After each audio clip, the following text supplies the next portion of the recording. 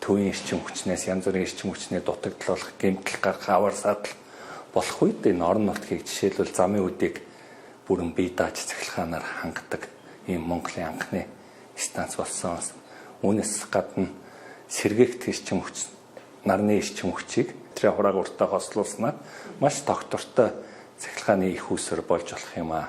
Бид өнөөдөр яг ингээд Орногов аймгийн Эрдэнэ суманд зорж ирж байгаа шалтгаан бол энэ сэргээгт эрчим хүчийн тархмал их үүсвэрийг аймаг орон нутгуудад яг энэ жишгийн дагуу байгуулах юм бол биднэрт бас их болцоо байна. Тэгжээж энэ эрчим хүчний энэ доголдол алдагдлаас бол одоо салах юм байна. Яг энэ нар батраа хосолсон энэ станцыг барихад бол 4-5 сар зарцуулсан мөртлөө бусад бичиг цаас дүрм журамч чинь баг 10 жил зарцуулж ирнэ гэж харамсалтай байхгүй. Тэгэхээр тэ зөвшөөрөл авах га тэгээд ингээд бүх энэ бичиг баримтын шатамжлах чинь маш их.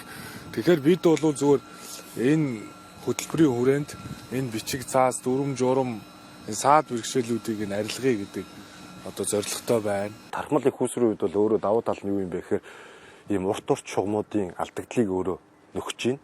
За дээрэс нь гадагшаа гарч байгаа валютын нөөцийг бол одоо багасгах ийм одоо давуу талтай. Дээрэс нь мэдээж одоо эрчим хүчний хараат байдлыг бол одоо бууруулах ийм олон давуу талтай юм төслүүд байна. За энэ төслийг бол ингээ хараад үзэж байхад одоо энэ замын үед сумыг бол одоо ерөөхдөө бүхэлд нь бол тоогоор хангах хүчин чадалтай.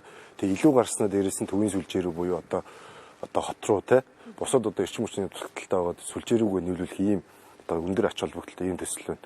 Их хурлын зүгээс засгийн газар чиглэх их хурлын тогтоол батлагдсан. За энэ хүрээндээ бол их хурлын дарга хүчирхлийн байгуулсан 3 зүй хөтөлбөрийн хүрээнд энэ жилийн хугацаанд бол тархмал их үүсвэрээр 100 мегаватт сэргээгт эрчим хүчийг ялангуяа шугамын алдагдал өндөртэй эрчим хүчний толгомж байгаа газруудад яаралтай богино хугацаанд чиглэлийн дагуу засгийн газарт хяналт авах чиглэлээр ажиллаж байна. За энэ хүрээндээ бол хурлын даргын анхаарахсан ажлын хэсэг бол эрчим хүчний зохицуулахороо эрчим хүчний яам дээр ямар хүндрэлж бэрхшээл байна, орон нутгийн газар дээр ямар хүндрэл бэрхшээл байна.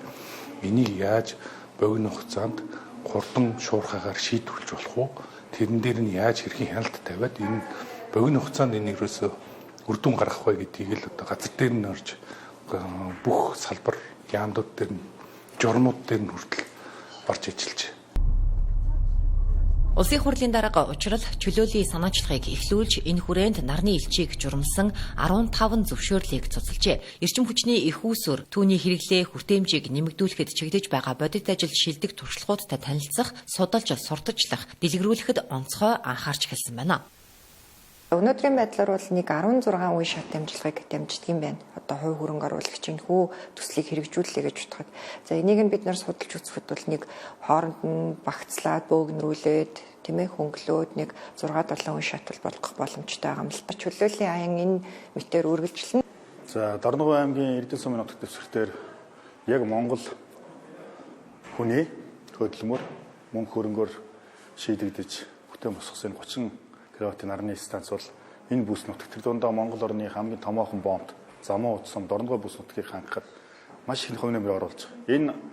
Энэ станц байгуулагдсанараа төвийн эрчим хүч багнуураас наашаа хангаж байгаа манай эрчим хүчний доголдол за мөн эрчим хүчний гинтийн тасалдал аливаа асуудал гарахад бол эднийхээс бол одоо шууд нийлүүлдэг. Мөн одоо Монгол улсын хамгийн томоохон бомб, олон улсын бомб замун ут сумын тасралтгүй хэвийн үйл ажиллагаа хангахад энэ станц ажилтнанд орсноор үр өгөөж өгч эхэлсэн. Нарны цахилгаан станц нь байгаль дээлтэй тогтвортой эрчим хүчний их үүсвэр болж хүлэмжийнхийн ялгарлыг бууруулахад бодиттой хувь нэмэр оруулдаг. Ийм төслүүд нэмэгдэх нь Монгол улсын эрчим хүчний импортоос хараат байдлыг бууруулж орон нутгийн хөгжил, ажлын байрыг дэмжих ач холбогдолтой юм а.